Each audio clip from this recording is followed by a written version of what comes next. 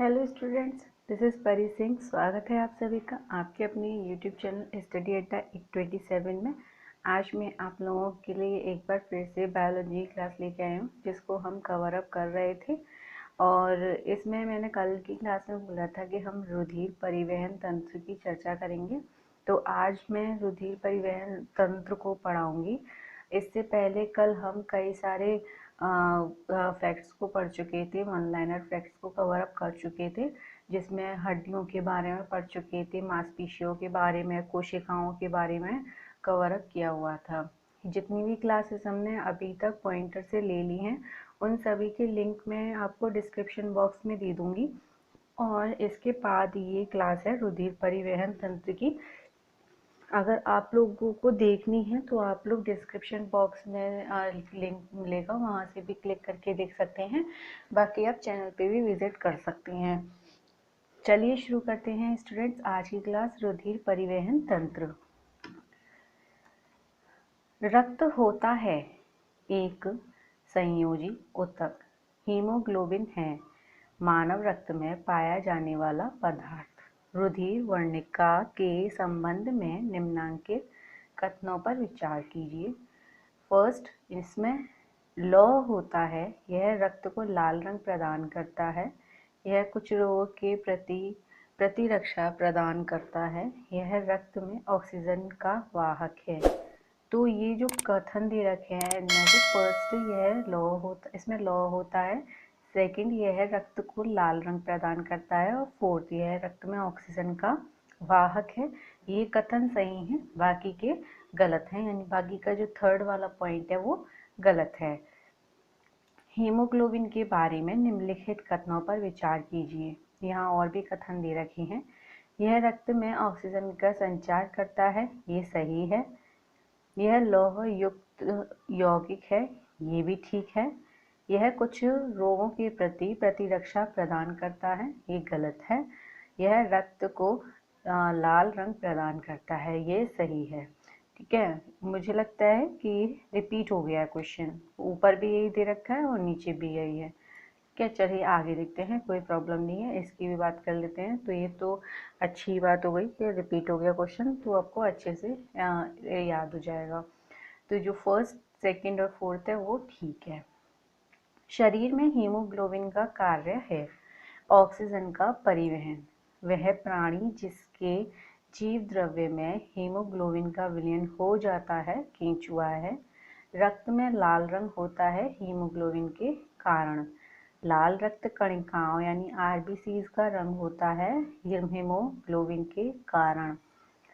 रक्त का शरीर में कार्य है सारे शरीर में ऑक्सीजन को पहुंचाना। मनुष्य का औसत रक्तचाप होता है 120/80। स्वस्थ मनुष्य का रक्तचाप सिस्टोलिक व डायस्टोलिक होता है 120 mm व 80 mm। रक्त दाब का मापक यंत्र है स्फिग्नोमैनोमीटर। यदि किसी व्यक्ति का रक्तचाप 140 mmHg है तो इस उल्लेख में Hg से तात्पर्य है मरकरी से। जब एक व्यक्ति वृद्ध हो जाता है तो उसका सामान्यतः उसका रक्त का दाब बढ़ जाता है। ठीक है, अब यहाँ पे रक्त के दाब दे रखे हैं। ठीक है, 4 व्यक्तियों की श्रीमती एक्स दे रखी है, उनका 90/60 है। श्री एक्स दे रखे हैं 160/120। श्री वाई दे रखे हैं 120/80 और श्रीमती वाई दे रखी हैं 140 और 100। तो बताना है किसका सामान्य रक्तदाब है, यानी ब्लड प्रेशर किसका सामान्य है। तो श्री वाई का ब्लड प्रेशर 120/80 सामान्य है। हमारे शरीर में रक्त का दाब होता है वायुमंडलीय दाब से अधिक होता है। हमारे शरीर में रक्त का दाब। स्टूडेंट्स, आई होप आपको क्वेश्चंस अच्छे लगे होंगे, कोई प्रॉब्लम नहीं हो रही होगी। ठीक है, और क्लास को शुरू से लेके प्लीज़ शुरू से लेके लास्ट तक क्लास को देखा कीजिए। आप ऐसे एकदम क्लिक करते हैं और फिर क्लास को छोड़ देते हैं, ये तो गलत है ना। क्लास को पूरा देखिए ताकि आप लोगों को जो फैक्ट्स हैं वो कवर अप हो पाए। ऐसे स्किप कर करके देखने से तो कोई बेनिफिट नहीं होता है। चलिए आगे देखते हैं। वह रक्त वर्ग जो सार्वत्रिक दाता है यानी यूनिवर्सल डोनर है वो। यहाँ कथन और कारण दे रखे हैं। ए बी रक्त समूह के लोग सार्वभौमिक प्राप्तकर्ता होते हैं। कारण रक्त समूह ए बी के लाल रक्त कणिकाओं में कोई एंटीजन नहीं होता है, इसलिए अन्य किसी रक्त समूह के साथ समूहन यानी एग्लूटिनेशन नहीं होता है। यहाँ पर ए सही है, लेकिन आर जो है यानी जो कारण है वो गलत दे रखा है। वर्ग ए बी रक्त वाला व्यक्ति किसी ऐसे व्यक्ति का रक्त ले सकता है जिसका रक्त वर्ग कोई भी वर्ग हो, कोई मैटर नहीं करता है। अगर ए बी वाला है तो किसी भी व्यक्ति से रक्त ले सकता है। ए बी रक्त वाले व्यक्ति को कभी कभी सार्वत्रिक रक्तदाता कहा जाता है। सार्वत्रिक रक्तदाता कहा जाता है क्योंकि उसके रक्त में प्रतिपिंड एंटीबॉडी का अभाव होता है। एक व्यक्ति जिसका रक्त समूह ए है सड़क दुर्घटना में गंभीर रूप से घायल हो, अच्छा ये वाला जो क्वेश्चन है ना, ये क्वेश्चन आ चुका है। घायल हो जाता है तथा चिकित्सक रक्तदान की सलाह देते हैं। उसके संबंधियों को रक्तदान हेतु कहा जाता है, जिससे रक्त समूह इस प्रकार पाए गए: पत्नी ओ, पुत्र ए, भाई ए बी और पुत्री ओ।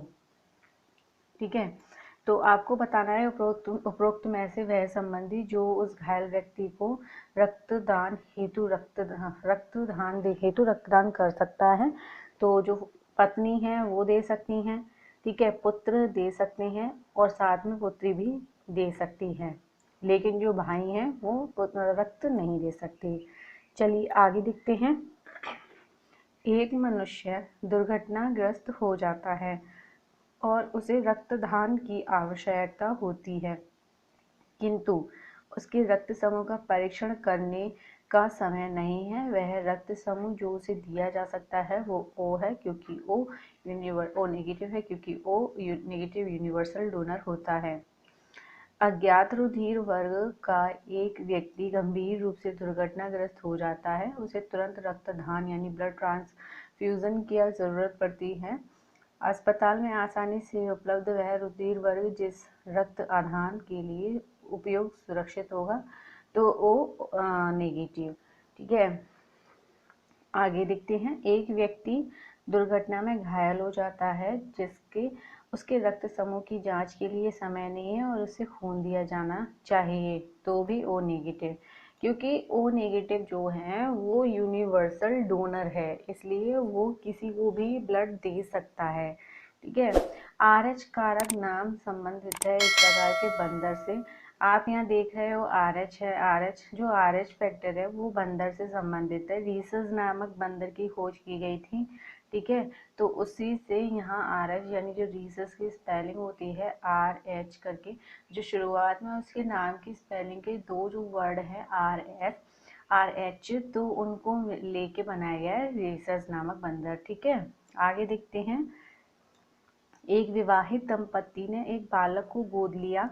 इसके कुछ वर्ष उपरांत उसे जुड़वा पुत्र हुए। दंपति में एक का वर्ग ए बी पॉजिटिव और दूसरे का ओ नेगेटिव है। तीनों पुत्रों में से एक का रक्त वर्ग ए पॉजिटिव, दूसरे का बी पॉजिटिव और तीसरे का ओ पॉजिटिव है। तो गोद लिए गए पुत्र का रक्त वर्ग क्या है, तो ओ पॉजिटिव। ठीक है, चलिए आगे देखते हैं। स्टूडेंट्स, आई होप आपको क्लास अच्छी लग रही होगी, फैक्ट्स समझ में आ रहे होंगे, सारे वन लाइनर फैक्ट्स हैं, ऐसा कुछ डिफिकल्ट नहीं है इन चीज़ों में समझने के लिए। और यहीं से क्वेश्चंस आते हैं, यही क्वेश्चंस आते हैं हमारे किसी भी एग्ज़ाम को ले लो, आप किसी भी वनडे एग्ज़ाम को ले लो, सब में यही क्वेश्चंस आते हैं। ठीक है, आगे देखते हैं। यदि एक पिता का रक्त वर्ग ए है और माता का ओ, तो उनके पुत्र का रक्त वर्ग हो सकता है ओ। किसी एक सामान्य व्यक्ति के रक्त का पीएच स्तर 7.35 से 7.45 हो सकता है। रक्त का पीएच मान है 7.4। प्रतिजन यानी एंटीजन वह पदार्थ है जो प्रतिपिंड एंटीबॉडी के निर्माण को उद्दीपित करता है। प्रतिजन ऐसा पदार्थ होता है जो प्रतिरक्षा तंत्र को प्रवर्तित करता है। एंटीजन्स की मूल विशेषता है वे प्रतिरक्षियों के निर्माण को प्रेरित करते हैं। शरीर में संक्रमण से हमारी रक्षा करता है WBC। सफेद रक्त कण का मुख्य कार्य है रोग प्रतिरोधक क्षमता धारण करना। रुधिर के प्लाज्मा में एंटीबॉडी निर्मित होती है लिम्फोसाइट द्वारा। प्रतिरक्षा का सर्वाधिक संबंध है लिम्फोसाइट से। मानव रक्त की क्षयता का कारण है रक्त में प्रोटीन। मानव की श्वेत कणों यानी WBC का व्यास होता है लगभग 0.007 mm। रुधिर में श्वेत रक्त कणिकाओं की अत्यधिक मात्रा में उपस्थिति को रोग विज्ञान की भाषा में कहते हैं ल्यूकेमिया। लाल रक्त कणिकाएं मुख्यतः बनती हैं अस्थि मज्जा में। WBC का बनना तथा RBC का विनाश होता है प्लीहा में। रक्त ग्लूकोज स्तर सामान्यतः व्यक्त किया जाता है मिलीग्राम प्रति डेसीमीटर में। हृदय को रक्त का संभरण करने वाली धमनियां कहलाती हैं हृदय धमनियां। रक्त का थक्का बनाने में फाइब्रिनोजिन को फाइब्रिन के परिवर्तन में भाग लेने वाला एंजाइम है थ्रोम्बिन। वह शारीरिक प्रक्रम जिससे थ्रोम्बिन का संबंध है रक्त जमाव। प्लाज्मा में जल का प्रतिशत 90% होता है और किसी सामान्य व्यक्ति के रक्त में संदर्भ में सही कथन है रक्त में WBC की तुलना में विषाणु अधिक होती हैं। मानव शरीर में ऑक्सीजन का अधिगमन होता है रक्त के द्वारा, फुफ्फुस के द्वारा, ऊतक के द्वारा। तो सही अभिगमन बताना है तो पहले फुफ्फुस के द्वारा, रक्त के द्वारा और ऊतक के द्वारा। ठीक है स्टूडेंट्स, आई होप आपको क्लास अच्छी लग रही होगी, समझ में आ रही होगी। ठीक है, क्लास को शुरू से लेकर लास्ट तक देखिए। और प्लीज़ दोस्तों, प्लीज़ स्टूडेंट्स, कुछ मेरे फ्रेंड्स भी होंगे, कुछ स्टूडेंट्स भी होंगे, प्लीज़ आप चैनल को लाइक शेयर सब्सक्राइब करना बिल्कुल मत भूलिए। साथ में बेल आइकन को भी प्रेस कर लिया कीजिए, क्योंकि मेरी वीडियोज़ आएंगी तो उनके नोटिफिकेशन आपको कैसे मिलेंगे आप ही बताइए। ठीक है, तो ये चीज़ अभी तो ज़रूरी होती हैं। तो चलिए आगे देखते हैं। जब रक्त में ऑक्सीजन की सांद्रता में कमी आती है तो श्वास की गति बढ़ जाती है। कार्बन मोनोऑक्साइड विषाक्तता मुख्यतः प्रभावित करती है रक्त की ऑक्सीजन को वहन करने की क्षमता को। निम्नलिखित पर विचार कीजिए। कथन दे रखा है, कारण दे रखा है, विचार करना है। चलिए, कटे स्थानों से रक्त प्रवाह को रोकने के लिए फिटकरी का उपयोग किया जाता है। कारण दे रखा है, रक्त एक कोलॉइडी निकाय है, इसमें ऋणावेशित कोलॉइडी कण होते हैं। फिटकरी के एल्यूमिनियम आयनों की स्कंदन शक्ति अधिक होती है और रक्त स्कंदित हो जाता है। ए सही है स्टूडेंट्स, आर भी सही है और ए और आर की सही। ए जो है आर की सही व्याख्या, वो जो आर है ए की सही व्याख्या कर रहा है। आगे देखते हैं। एकमात्र ऐसा कृत्रिम रक्त जो प्लास्टिक रक्त की किस्म है जिससे किसी मरीज को किस मरीज को किस्म का विचार किए बिना दिया जा सकता है उसे बनाया है।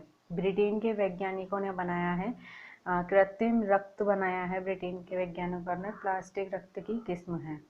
ठीक है स्टूडेंट्स, तो ये तो थी हमारी आज की क्लास। आज के लिए बस इतना है स्टूडेंट्स। कल फिर से मिलेंगे एक नई क्लास के साथ जिसमें हम पाचन तथा उत्सर्जन को पढ़ेंगे। आपको टॉपिक दिख रहा होगा, कल हम पाचन और उत्सर्जन को पढ़ेंगे। आज के लिए बस इतना है student. Thank you so much students, bye. लेकिन उससे पहले मेरे चैनल को लाइक शेयर सब्सक्राइब करना बिल्कुल मत भूलिएगा, साथ में बेल आइकन को भी प्रेस कर लीजिएगा। और आगे ही ऐसे ही मैं बेहतरीन क्लासेस आप लोगों के लिए लेके आती रहूँगी। Thank you so much students, bye.